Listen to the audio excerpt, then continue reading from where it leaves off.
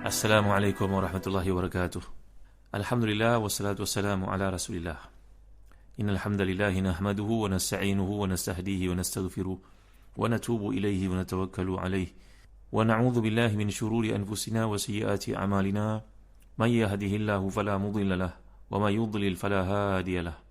Allahumma salli wa sallim wa barik ala Muhammad wa ala ali Muhammad kama sallaita wa sallamta wa barakta ala Ibrahim wa ala ali Ibrahim fil alamin innaka Hamidum Majid. Amma ba'd. Muslim-muslimat rahmati dan dikasihi sekalian, kita lihat pada ayat 74, 75 dan 76 sekali lagi muka surah Yasin. Sila buka pada jilid ke-8 muka surah 49. A'udzubillahi minasyaitonir rajim. Wattakhadhu min dunillahi alihatan la'allahum yunsarun. La yastati'una nasrahum wa hum lahum jundun muhdharun. Fala yahzunka qawluhum inna na'lamu ma yusirruna wa ma yu'linun. Mereka mengambil sembahan-sembahan selain Allah agar mereka mendapat pertolongan.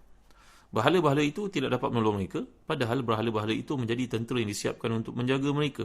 Maka janganlah ucapan mereka menyedihkanmu.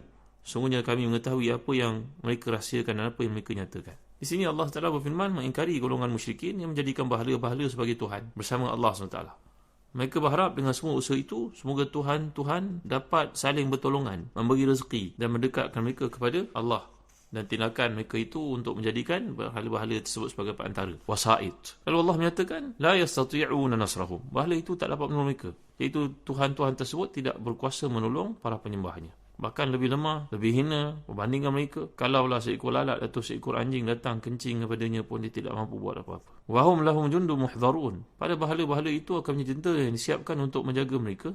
Dan di akhirat besok Allah SWT akan himpunkan usyur ladhina zalamu azwajahum wa ma kanu ya'budun. Himpunkan semua ini bersama dengan pasangan mereka yang membantu mereka untuk kufur kepada Allah dan bahala-bahala yang mereka sembah pada hari itu. Jadi ini supaya kedukaan dan penghinaan itu bertambah-tambah kepada mereka tatkala tegaknya hujah ke atas mereka kelak di akhirat.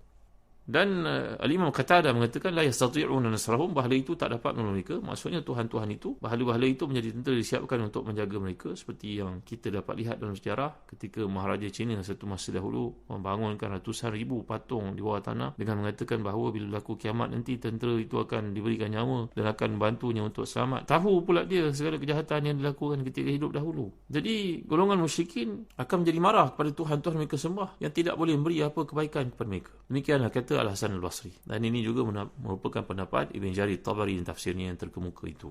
Lalu Allah menyatakan fala yahzunka qawluhum. Janganlah ucapan mereka menyedihkanmu. Kita telah lihat macam-macam usaha konspirasi yang dilakukan terhadap Nabi SAW. Perkara-perkara yang tak masuk akal. Bagaimana seorang mereka sanggup untuk menjerut leher Nabi ketika Nabi sedang sembahyang. Ada pula yang mencurahkan ke atas tubuh badan Nabi perut unta seperti disebut di sirah Ibn Hisham, sehingga menangis Sayyidatina Fatimah melihat kejadian berlaku. Jadi ini adalah apa yang pernah dilakukan oleh puak musyrikun terhadap Nabi SAW. Maka datang ayat fala yahzunka qawluhum. Kata Imam Al-Biqai dan tafsirnya Nazmud Durar bahawa perkataan la yahzunka ni juga dibaca fala yuhzinka. Ini merujuk kepada jangan kamu wahai Muhammad menjadi larut dalam kesedihan. Kesedihan sifat manusia. Tidak salah kalau seseorang mengalami kematian, saudara mara, orang terdekat, anak, suami, isteri, ayah, ibu, dia menangis. So Nabi pun menangis SAW. Cuma Nabi mengatakan, wahai Ibrahim, kami berpisah denganmu. Ibrahim ini putera Nabi SAW, anak lelaki yang paling kecil, dan wafat sebelum Nabi SAW. Nabi menangis pada hari kematiannya, dan pada hari itu pula kebetulan berlakunya gerhana. Para sahabat mula terfikir mengatakan di kalangan mereka ini kematian seseorang menyebabkan berlakunya gerhana. Nabi menyatakan tidak, itu tanda-tanda kekuasaan Allah, tak ada kaitan dengan hidup mati seseorang pun. Dan Nabi menangis SAW. Lalu baginda bersabda, kami menangis meninggalkanmu wahai Ibrahim, tetapi kami tidak mengatakan melainkan apa yang mencari keridhaan Allah dengannya.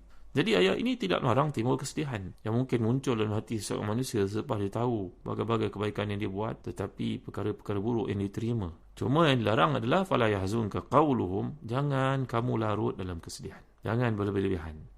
Cukup sangat sedih, teruskan kehidupan macam biasa. Jadi ayat ini mendahulukan kata rahsia yang telah kita bincangkan berbanding dengan perkara yang nampak untuk menunjukkan betapa kekuasaan Allah SWT yang mencukupi segala sesuatu. Inna na'lamu ma yusirruna wa ma yu'linun. Dan konteks ayat ini telah dihuraikan berdasarkan banyak kita tafsir. Contohnya Abdul Mansur menghitungkan berbagai-bagai usaha kejahatan yang berlaku bersama dengan mulabasat. Ketika turunnya ayat ini, maka ada banyak perkara-perkara yang berlaku dalam hidup Nabi SAW yang merupakan rahsia-rahsia yang selama ini tidak diketahui oleh baginda, tapi terbuka satu demi satu. Perkara tersebut diketahui oleh Allah sejak awalnya, sebelum lagi dinyatakan, sebelum ia muncul dalam hati manusia lagi, Allah telah mengetahui. Itu sebab dalam Quran yang mengatakan, innahu ya'lamu sirra wa akhfa. Akhfa. Apa yang akhfa dengan sir, al-isar? Maka jelas Dr. Fadhil Samarai, seorang pakar tafsir dan lamsah bayaniyah, ini mengatakan bahawa akhfa lain daripada israr. Akhfa tu satu yang tak nampak, tapi israr satu benda yang dirahsiakan. Seorang daripada kita tentu tidak tahu apa yang akan dirahsiakan 2 jam kemudian, setahun yang akan datang pada waktu itu. Ia masih kita sembunyi apa kita akan buat 22 tahun ke hadapan kalau umur kita panjang. Maka itu merupakan satu ikhfa, satu yang tersembunyi. Tapi benda yang israr dalam hati, semuanya diketahui oleh Allah SWT. Ini seperti doa yang telah kita pelajari ketika Abu Darda diberitahu tentang rumah orang semuanya terbakar, tetapi beliau dengan penuh yakin mengatakan bahawa rumah aku tak terbakar. Dia belum melihatnya kerana doa yang telah kita pelajari itu. Ingat tak lagi tuan-tuan? Allahumma anta rabbi la ilaha illa anta alayka tawakkaltu wa anta rabbul arsyil azim. Ma syaa Allahu kan wa ma lam yasha' lam yakun. Wa la hawla wa la quwwata illa billahil aliyyil azim. A'lamu anna Allah ala kulli syai'in qadir wa anna Allah qad akhata bi kulli syai'in 'ilma. Allahumma inni a'udzubika min syarri nafsi wa min syarri kulli dabbatin anta akhidhun bi nasiyatiha. Inna rabbi ala siratin mustaqim. Ya Allah, Engkau lah Tuhanku, tiada satu yang berhak disembah melainkan Engkau, yang layak disembah melainkan Engkau, wahai Tuhan. Kepadamu lah aku tawakal. Engkau lah Tuhan pemilik arsy yang maha agung. Apa yang dikehendakikan olehmu, ya Allah, ia berlaku. Apa yang tidak dikehendaki tidak akan berlaku. Tiada daya upaya melainkan denganmu juga, ya Allah, yang maha tinggi lagi maha agung. Aku mengetahui bahawa Tuhan maha mengetahui, maha berkuasa atas segala sesuatu. Dan Allah telah meliputi ilmunya akan segala sesuatu. Sebelum ia berlaku, ketika ia berlaku, apa yang tersembunyi, semuanya Engkau tahu, wahai Tuhan. Allahumma inni a'udzubika min syarri nafsi. Allah, aku mohon perlindungan kepadamu daripada kejahatan diriku sendiri. Wa min syarri kulli dabbatin anta akhidhun bi nasiyatiha.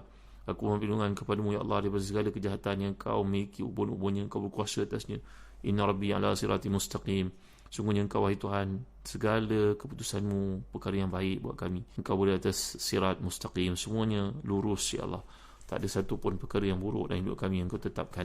Dan riwayat Ibn Sunni ni, Abu Darda belajar daripada Rasulullah SAW, siapa yang baca doa ini waktu pagi dan waktu petang, dia tidak akan ditimpa apa-apa musibah pun. Dan tak kala laporan sampai kepada Abu Darda mengatakan rumah orang semua daerah itu terbakar, Abu Darda yakin mengatakan tidak, rumahku tak terbakar. Dan memang dengan sebenarnya tidak terbakar, tuan-tuan. Tengok bagaimana pergantungan seorang Muslim kepada Tuhannya, keyakinannya kepada Allah SWT, bahawa Allah maha mengetahui segala sesuatu. Dan dalam konteks ayat ini adalah sifat si mukmin yang bergantung penuh mutlak kepada Allah, bukan seperti si kafir musyrik yang mempunyai berbagai-bagai sembahan dan dia tidak tahu yang mana satu yang paling berkuasa.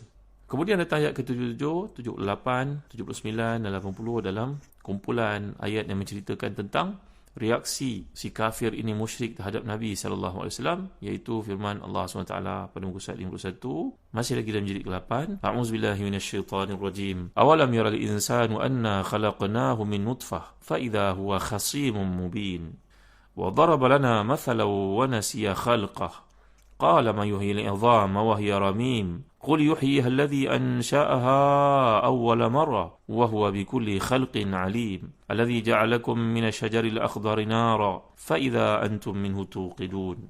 Apakah manusia tidak merhatikan bagaimana kami menciptakannya dari setitik air mani, maka tiba-tiba dia menjadi penentang yang nyata dan dia membuat perumpamaan bagi kami sedangkan dia lupa pada kejadiannya. Dia berkata, siapakah yang dapat menghidupkan tulang belulang yang telah hancur dulu? Katakanlah, ia akan dihidupkan oleh Allah yang menciptakannya kali yang pertama dan dia maha mengetahui tentang segala makhluk. Iaitu Tuhan yang menjadikan untukmu api dari kayu yang hijau, maka tiba-tiba kamu nyalakan api dari kayu itu. Mujahid, Ikrimah, Urwah bin Az-Zubair As-Suddi, Qatadah, ini merupakan para mufassirin level yang pertama selepas sahabat, berkata bahawa Ubay bin Khalaf, semoga Allah melaknatnya, datang kepada Nabi SAW membawa di tangannya ada tulang yang sudah hancur. Dia membawa tulang yang reput itu, dia pun pecahkan tulang itu di tangannya di hadapan Nabi SAW dan berkata, wahai Muhammad SAW, apakah engkau menyangka bahawa Allah akan membangkitkan ini kembali? Nabi SAW menjawab kepada seorang yang mal'un ini, dilaknat oleh Allah SWT ini, dengan mengatakan bahawa na'am yumitukallah summa yab'azuka summa yahsyuruka ilan nar.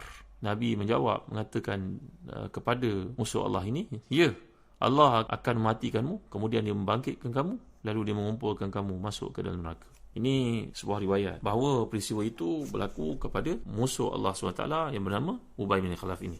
Dalam riwayat yang lain mengatakan bahawa ia berlaku kepada ramai orang lain, bukannya kepada Ubay bin Khalaf sahaja. Bahawasanya dia datang kepada Nabi SAW untuk mengatakan, apakah tulang ini dapat dihidupkan semula oleh Tuhanmu wahai Muhammad sallallahu alaihi wasallam? Maka jawapan Nabi, ya. Ini dalam pendekatan yang dikemukakan, ini merupakan uslub hakim, tuan-tuan. Uslub hakim ni maknanya dia bertanya satu soalan, tapi yang menjawabnya itu telah menggunakan ayat yang lebih kompleks daripada apa yang diharapkannya. Contoh seperti yang telah kita pelajari sebelum ni, kalau seorang anak berkata kepada ayah, ayah berapa gaji ayah sebenarnya ya? Ayah ni menjawab kepada anaknya, alhamdulillah anakku, ayah ada modal yang paling hebat dalam hidup, iaitu ayah jujur. Dengan sebab kejujuran ayah ni, banyak orang bagi peluang pada ayah. Nak menceritakan bahawa harta ayah ni sebenarnya tak terkira lah. Tak payahlah kamu tanya tentang gaji ayah. Ini adalah satu bentuk namanya uslub al-hakim. Wahwa talaqi al-mukhatab bighairi ma yatalaqab aw sa'il bighairi ma yatatallab. Jadi bila Nabi SAW ditanya oleh sama ada Ubay bin Khalaf ini ataupun oleh Al-As bin Wa'il ini, dari riwayat yang berbeza seperti disebut oleh Imam Al-Baihaqi dalam Syu'abul Iman, maknanya ada beberapa kali mungkin peristiwa ini berlaku pada Nabi, ataupun mereka ni beramai-ramai datang jumpa Nabi untuk menghina Nabi dengan persoalan tersebut. Wahai Muhammad, ni tulang nampak tangan kami ni. Tulang repot ini digoyang-goyangkan tangan itu sehingga berjatuhan tulang yang telah repot itu. Dia bertanya kepada Nabi, wahai Muhammad, adakah Tuhan kamu berkata dia akan menghidupkan tulang yang telah repot ini? Jawapan Nabi, ya, Allah Ta'ala akan matikanmu, kamu semua di hadapan aku ni, dan kemudian membangkitkan kamu semua dan memasukkan kamu semua, menghumban kamu semua ke dalam neraka. Ambil engkau ayat ini, begitu power jawapan daripada Nabi SAW. Ini merupakan satu uslub hakim, al-uslubul hakim, iaitu yang dikatakan tadi.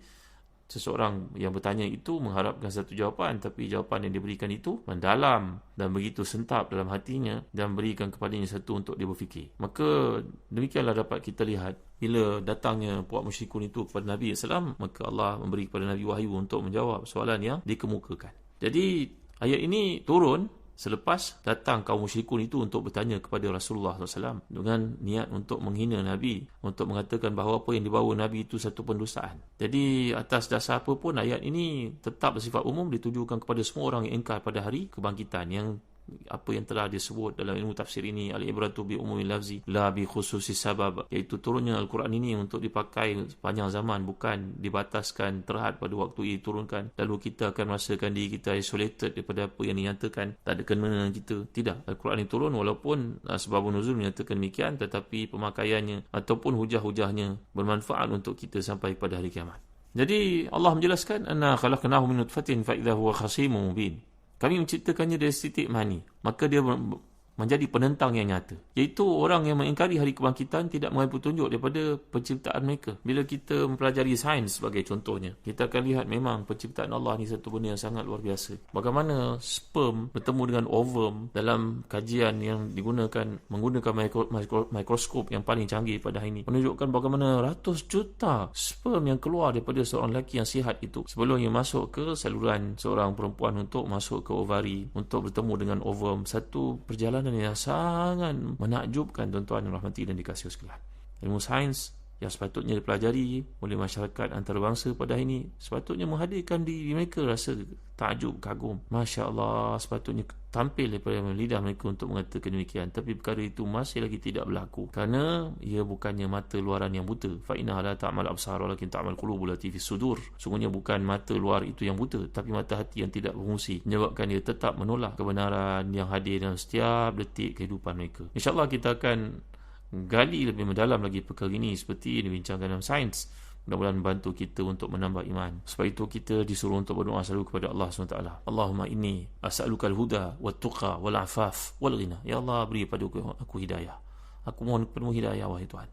Mohon kepadamu ketakwaan, mohon kepadamu kesucian diri, aku mohon kepadamu kekayaan. Hidayah itu hadir dalam hidup bila akal digunakan dengan betul, interaksinya dengan jiwa, dengan hati, maka menatijahkan manusia itu menjadi seperti yang sebenar-benarnya.